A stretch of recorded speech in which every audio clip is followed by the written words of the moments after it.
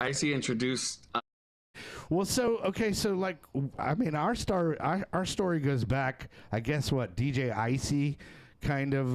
Yeah, I think Icy introduced you and I. But yeah, I mean, I was a fan of your records back in the '90s. You Like, see, you hold on. when I Let me first stop. started Hold DJing on, the let me Southside stop. Reverb stuff. Let me stop and It was celebrate that like for a the second. ESP Sun, and then Yeah, yeah, let me like stop and celebrate that and take a victory lap. You were a fan of my records? hell yeah, man. Dude, I was I was telling my friend about you, and like I was just saying, yeah, like dude, you had like some major records back in the day, you know?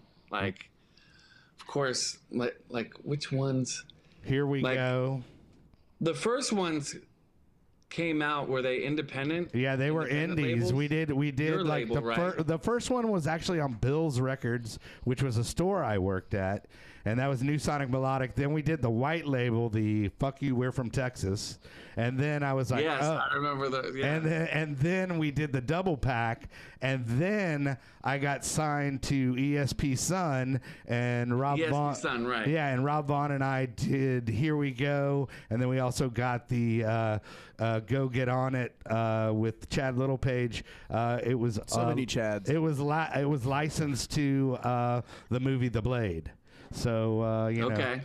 So that's my street cred. But yeah, back then Jams, yeah. you were just starting to put out stuff. Like what was the first year you started Well, putting out stuff? my first record came out in 2000. So Okay. like you know, and I first started like when I first started DJing, I think started to learn how to mix was like in '96, and back then you had already had some like really good records out. So and you were doing, you know, breaks back Yeah, then, for sure. and you know, Icy was also doing really awesome records back then. And you were in Florida, right? Yeah, it was Florida, but you were like the dude from Texas that was doing breaks. That's right. That's right. But you were actually physically in Florida, so you were kind of at the epicenter. I was. You were at Yep. the epicenter of breaks, right? Like Yeah, what town were you from? What's that? I said, what town were you from? I was from Tampa, St. Pete area. Okay. So, but like I used to, you know, for dance music, I always used to go to Orlando and kind of hang out with people because it had the best scene.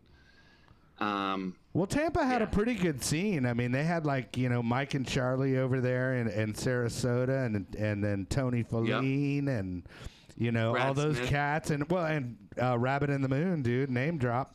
You know, they were For sure. they were Tampa dudes. And of course, Yep. you have the Church of Scientology. Oh, dude. So yeah, that's funny because in 2000, my first record came out on a label called Subsonic, and it was owned by Scientologists. Whoa. And the company was called Visiosonic. I don't know if you remember PC DJ. Okay. It was like the first piece of software and Right, like the hardware predecessor that to made it like so that you could Serato DJ and on, yeah. on a computer. I do remember that vaguely. And I probably Yeah, tried to so- avoid it like the plague. Because I was a vinyl Dude, I worked head. at the distribution company Right. that used to, dude, there's a lot to it, but yeah, I mean, it was a really fun job at first. Dave Berg from Gemini Distribution. Shout out Dave Berg. I love Dave Berg. He He's was the in one that- Jacksonville. Yeah. He's the one that hired me. He gave me the opportunity, so I'm definitely grateful for that. Like it was really cool at the time because I was like, you know, in my early 20s, and I got a lot of cool contacts through record stores. I used to sell vinyl directly to record stores. Right. Yeah. Well, he And, used to have the distribution company out of his like garage in Jacksonville, right? Correct. Yes. Yeah. And then the Visiosonic people bought him out. Ah. And then he moved to Tampa, St. Pete. And then when he moved, I had a club night, and I invited him to DJ. We ended up hanging out a lot, and then I worked at a record store as well in St. Pete called Luscious Records. Okay. And we used to buy from him. So I then, you know, became friends with them, and then, you know, eventually started working there. So basically, you owe your entire career to Scientology. Bro, you know, it's crazy because I'm definitely grateful for Dave Berg having me. Right. You know, it was like, it was a great experience, but, you know, they wanted to, like, you know, basically run the whole distribution.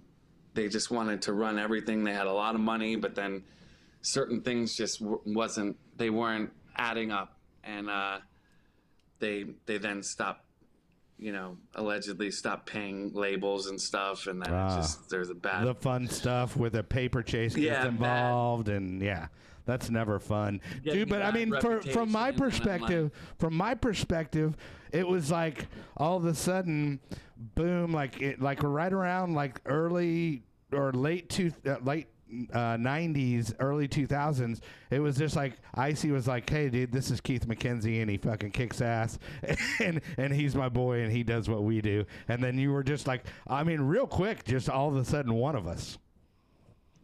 Oh, dude, I definitely, Icy giving me the cosign was huge, obviously, because he was, the way he was looked at in Florida at the time was just like, almost like godlike, you know, like Michael Jordan.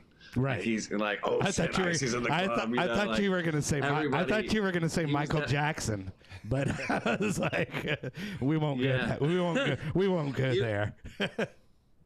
It's crazy, yeah. I mean, you know, he's a legend. He's the king of breaks, and he's been like, you know, a really good friend, almost big brother. You know, yeah. He definitely he definitely helped me with a lot of stuff over the years. Whether it's like putting me on, getting me to play at certain places. Well, let's talk about that. So you're like a local DJ kind of in the Tampa area. Then you start producing, and then obviously with the Icy cosign and everybody else going, yeah, dude, you're one of us. Hop on board. Where's like the first place you played out, dude? And I mean, because you're still actively on the road, way more than I am for sure. I will point that out. But I mean, where was like your first out of town gig and how did that happen? Oh man.